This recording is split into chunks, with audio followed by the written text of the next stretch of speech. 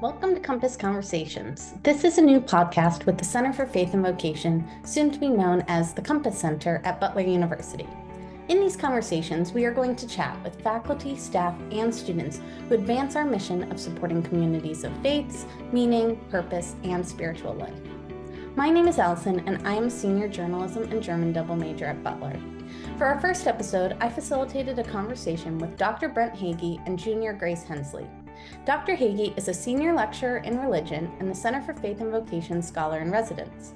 He teaches courses in Christian theology, comparative religion, and the first-year seminar Faith, Doubt, and Reason. He is the faculty advisor for Grace Unlimited, Butler's Lutheran Episcopal Campus Ministry, and he is the faculty mentor for the CFV Scholars Cohort, focusing on interfaith engagement and vocational discernment. Grace is a junior honors student majoring in marketing and minoring in strategic communication. She is a member of varsity athletics for the Butler Lacrosse program, in addition to being a CFV scholar, photo co-editor for the Butler Collegian, a member of the Blue Crew Ambassador program, a student leader for Athletes in Action, and a member of Kappa Kappa Gamma. This coming summer, Grace will be interning at Eli Lilly and Company in the marketing department. Dr. Hagee and Grace share their experiences with CFV scholars and their personal vocational journeys. Be sure to listen to the end for practical advice and recommendations that may help you in your journey. Thank you for tuning in, and I hope you enjoy this conversation as much as I did. All right, well, thank you so much, Dr. Hagee and Grace, for joining us for our first episode of Compass Conversations. All right, so to start, Dr. Hagee, how did you get involved with the CFV, and can you explain your current role as a scholar in residence? Sure. So I've been involved with the CFV much longer than I was officially scholar in residence. I think my second year at Butler, I was asked to join the board of Grace Unlimited, which is one of our campus ministries. It's the Lutheran Episcopal Campus Ministry. And I've been on the board pretty much since then. So for the last 14 years, with 1 or 2 years off for constitutional reasons. But I've also been faculty advisor of the board my whole time here. So I've been involved in that part of the CFV for a long time. And then when the CFV Scholars cohort got to be a little bit more, we wanted to put more energy in it and focus onto that cohort. And so I was approached to see if I wanted to take leadership of that cohort about 7 or 8 years ago. So I've been doing that work for quite a while now, and it's really enjoyable. Good, yeah.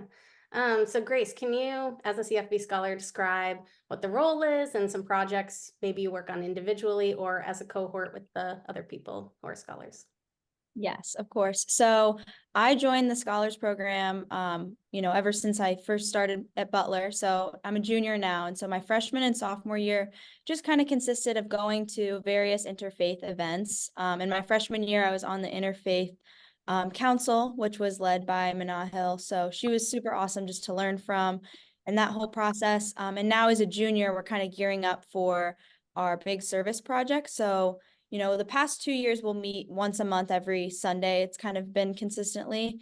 And so we'll be meeting, we met last Sunday and we'll be meeting sometime next month just to kind of continue planning for it. And we have a variety of ideas, but I think we were talking about doing something with like a food pantry that's kind of local to Indianapolis. Well, yeah. So Dr. Hagee, do the groups have some input on what they want to do for a service project? Is it different each year? It's pretty much entirely just sort of crowdsourced from the group. We initially had a really great idea about working with recent refugees from Afghanistan that are members of local mosques and need some sort of acculturation to the U.S. And that was something that I thought would be a great project if it were just the scholars cohort, which is 13 students, with 12 now. And it would be good to just, teach them about things like grocery stores and the post office and driver's licenses and kids in school. But at staff meetings with the whole CFV team, we decided it would probably be a better idea to open this to the whole campus community and get more students involved with this kind of interfaith work and sort of social service. And so we're hoping on numbers between 25 and 35 students. And that's much too large to do something that specific with the refugees. And so at our meeting, we just threw around some ideas to see what kind of ideas people had. And we kind of focused on this just issue of food insecurity because Indianapolis has a pretty big problem in terms of food deserts. And access to fresh, nutritious food. And so that's a good way we can serve the community and learn about service from an interfaith perspective.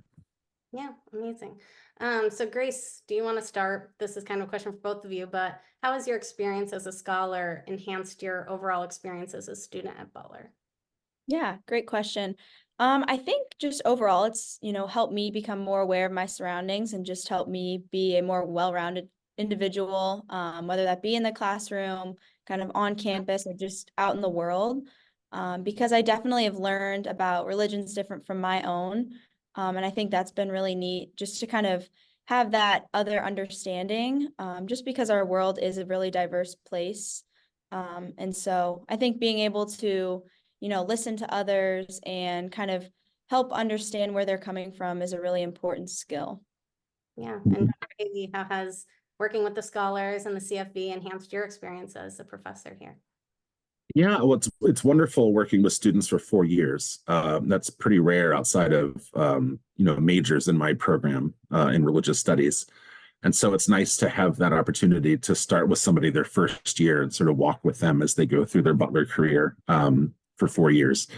And, in some cases, it's students maybe who are interested in interfaith work, but maybe haven't had the opportunities, growing up maybe in a small town like I did, where there weren't a lot of sort of diverse religious communities, and have that opportunity to engage with people and just think more about their own sense of self and values, and maybe think about where they're headed post Butler, and how this experience of sort of just cultural literacy and cross-cultural diversity and interreligious engagement can help expand their vision to some ways maybe they didn't think about when they applied to Butler, but have spent a lot of time at Butler thinking about these things. So I really enjoy the opportunity to get to know people like Grace. And I can't believe you're a junior already. Just the time goes so fast.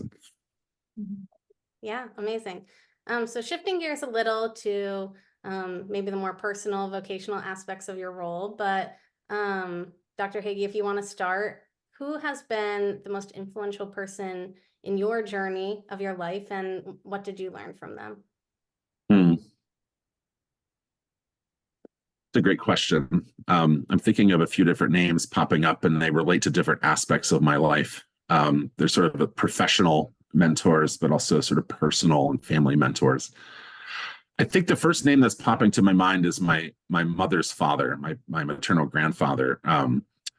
He got polio when he was 15 years old, and so from age 15 till he died about 10 years ago, he was in a wheelchair. And so he didn't technically finish high school. And I'm the first in my family to go to college, but he didn't finish high school, and he was so proud when I got into college. And he had so much wisdom. He was one of those people who didn't have an education, but was probably the wisest person I've ever known.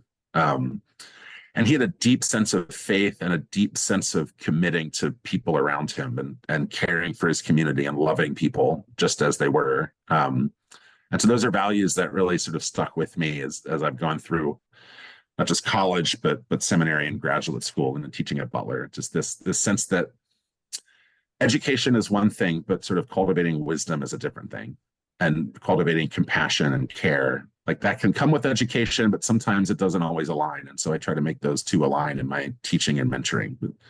It's important to be educated, but it's important actually to be a good person. Yeah, and Grace, same question to you. Yeah, I would say, honestly, I feel very similarly. My grandma Judy, she has definitely been kind of like a guide for me in my personal faith journey. So I'm Catholic, and just kind of seeing not only how she carries herself in her religion, but also how she just, always has a warm, kind heart to those around her. Because I think, you can go to school, you can learn, as much as you can learn, but if you can't be kind and understanding to those around you, I think sometimes that's not always a quality that can be taught. It's just something you kind of are born into. You're grown up around it. So from more of a personal stance, I definitely think my grandma in that sense. But as for more of like kind of understanding interfaith and different religions around me, I think Dr. Hagee and Daniel Myers have been really huge impacts for me. And so it's really neat to be in a space where no question is a dumb question. So not understanding, but being able to ask a question without fear of, rejection or being shot down, I think is really a unique environment that is definitely encompassed at the CFE, or now the Compass, but yeah. And if we don't have any questions in these experiences, we're not really paying attention, right? Right. Yeah.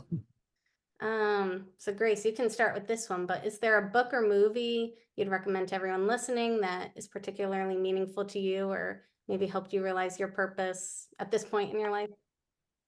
It's a good question. I'm reading a book right now. It's called The Energy Bus. And so I'm like halfway through, but it was one my mom sent me, and it's just kind of like steps to kind of just cut out negativity in your life. And I think for me, I'm always on the go. So kind of when I'm having a bad day, or, something doesn't feel right, it's really hard for me to get everything done that I need to get done. So that's kind of been like a nice way to just calm down and like read through, okay, like, assess the situation, kind of address what needs to be addressed. But that's one I'm working on right now. But I wouldn't say there's like one specific movie or book that has really kind of impacted me. I think just more having like interfaith discussions is something that's really challenged me. Being a part of the Interfaith Council my freshman year with Manal Hill was really, really impactful, just because she always came prepared to the meetings, and we just kind of dove right in. And again, it was just a safe space to learn more about myself, but also, my peers. Yeah, I've heard of The Energy Bus, but I haven't read it yet. So maybe I'll have to add it to the list. And you, Dr. Hagee, is there a book or movie for you? Yeah, asking a theologian what one book they could recommend is like an impossible task. But I think there's a book that I teach occasionally that students really resonate with, and I think it's a helpful kind of introduction. It's not a scholarly text. It's sort of written for a layperson. It's called The Case for God by Karen Armstrong. Karen Armstrong is an interesting figure. She's British, and she was a nun in the Catholic tradition.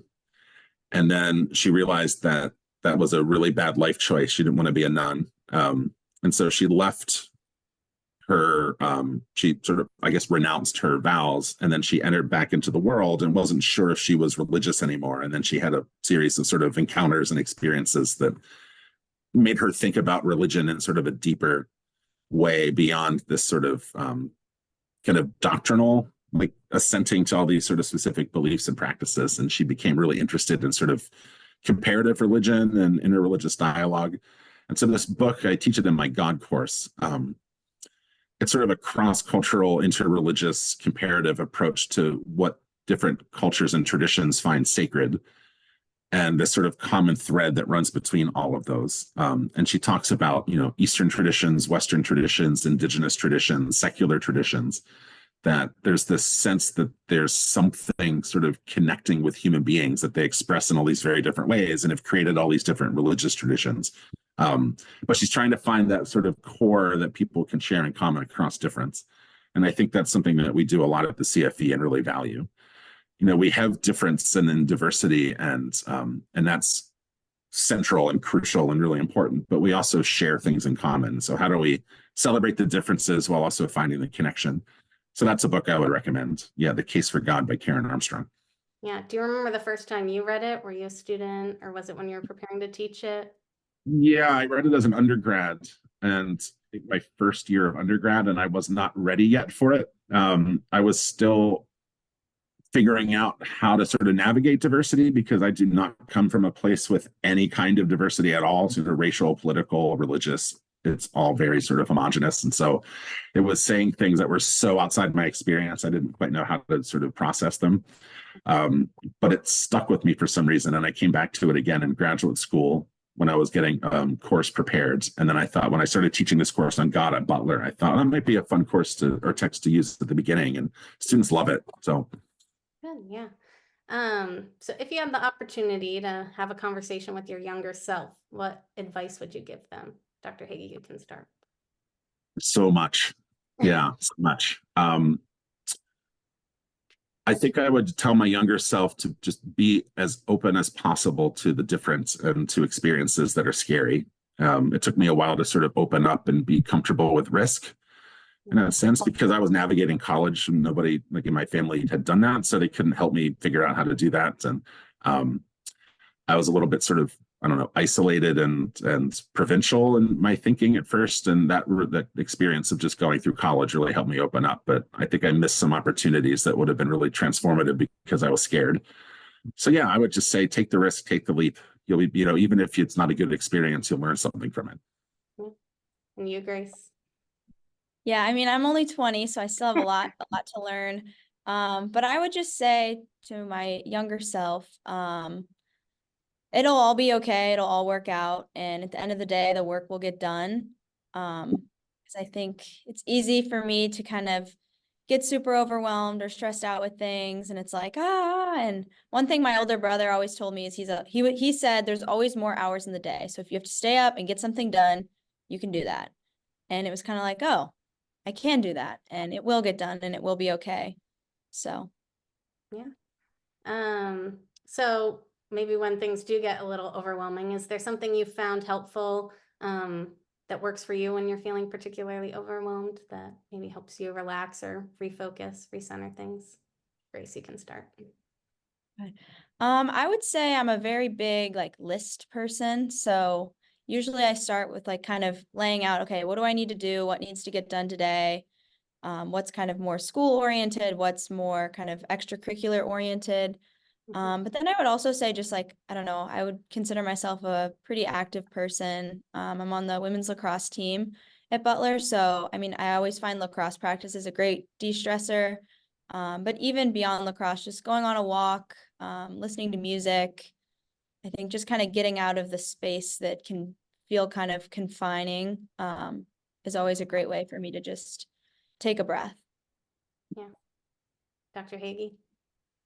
Yeah, if it's the summertime or sort of late spring, early fall, my go-to to sort of just take a step back is to go fishing.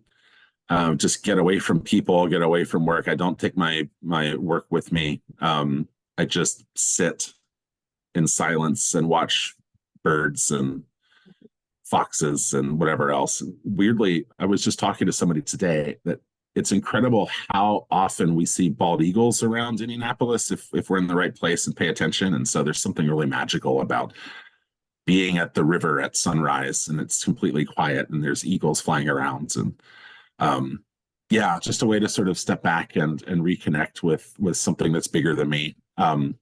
If it's not fishing, then it's really helpful, I think, for me to hand all my stress over to my dog. Just get all of the energy out. I don't know how he does it, but he never gets tired. He's like the Energizer bunny. We can go for literally a 5-mile walk and we get home and he brings 5 toys to play. Like, he is never tired. So he has so much energy that can kind of take the stress and just sort of feeling exasperated and exhausted. And so my wife and I like going for long hikes with him, and that helps to sort of recenter, get away. Yeah, you're right about the bald eagles. I have a very vivid memory of, I think it was in the fall. I was at a soccer game and the sun was setting, and I was watching the game, and all of a sudden this bald eagle, kind of low onto the field, just flies right over. I was like, wow, that was really just like I said, it's stuck in my memory. Yeah, that's amazing. Yeah. And you don't recognize until you see them up close how big they are. Yeah. They are big. They have like a 6-foot wingspan. I mean, they are big birds. It's kind of magical to see them. Exactly. All right. So to kind of end on hopefully a positive note, but given that all of us are facing, whether it be personal, professional, global challenges, what gives you hope for the future? Dr. Hagee, you can start. Yeah, it is challenging. And it's sort of a discipline to stay hopeful. It doesn't just come naturally, I think, for a lot of us. We have to really work at it. I find a lot of hope in the fact that I spend my days around students who are young and enthusiastic and energetic, and in many ways haven't become as sort of jaded or cynical as my generation. I'm Gen X, and so our default is cynical. But the younger generation's default is not cynical. It's still hopeful, and it gives me a lot of inspiration that the world's in good hands for the next decades. And also, centering myself in the eternal, especially through sort of like liturgical practices, is seeing and hearing these sort of words of comfort and words of judgment, but also words of hope that these are not new problems, that there's nothing new under the sun in terms of human injustice and worry, but there are these sort of signposts along the way in my Christian tradition that point us to hope.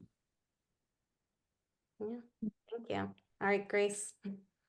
Yes, I think for me, I mean, it's really encouraging to see like my peers just be so eager, kind of what you're saying, Dr. Heggie, just to learn more and to just kind of always expanding and growing. And a big thing for me, I think that gives me hope is just knowing that sometimes if I'm feeling down or if, you know, something's not going my way, like other people will realize that. I had a teammate text me the other day and just kind of, it was a really positive reinforcement of like, hey, like somebody sees, you know, the hard work you're putting in. Not that, you know, you ever do need that validation, but it's nice to hear. And so I think just continuing to like be aware of your surroundings, check in on those around you.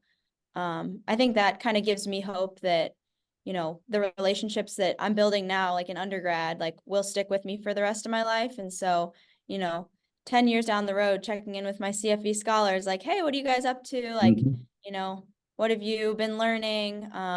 You know, I think that's a really special bond, and just being open to like new ideas, and, you know, kind of echoing what you were saying, Dr. Heggie, like I'm from a, you know, not as necessarily a small town, but it did feel like a bubble. And so I think coming to a new environment, really challenged me to look beyond kind of what my plans are for myself and see what Butler and kind of the greater Indianapolis area has to offer me. So just, it makes me excited to know that there's a whole world out there ahead of me. Yeah. All right. Well, thank you both so much for your thoughtful answers and great advice. And I appreciate you joining me. Thank you, Allison.